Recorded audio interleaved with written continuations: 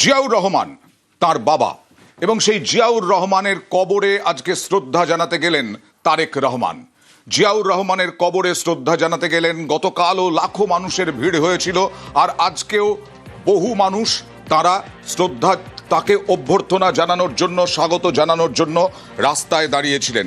জিয়াউর রহমান বাংলাদেশের অষ্টম রাষ্ট্রপতি, প্রাক্তন সেনাপ্রধান এবং মুক্তিযুদ্ধেও তিনি অংশ নিয়েছিলেন।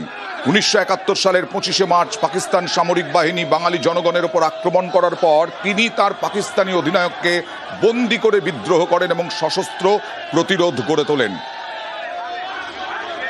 তাঁরই ছেলে তারেক রহমান, আর সেই তারেক রহমান 17 বছর পর তিনি ফিরলেন তাঁর নিজের দেশে এবং কালকে অসুস্থ মা বেগম খালেদা জিয়া, প্রাক্তন প্রধানমন্ত্রী, তাঁকে দেখতে গেলেন এবং আজকে তার বাবা জিয়াউর রহমান বাংলাদেশের অষ্টম রাষ্ট্রপতি, প্রাক্তন সেনাপ্রধান এবং একজন মুক্তিযোদ্ধা তাঁর কবরে গিয়ে শ্রদ্ধা নিবেদন করলেন।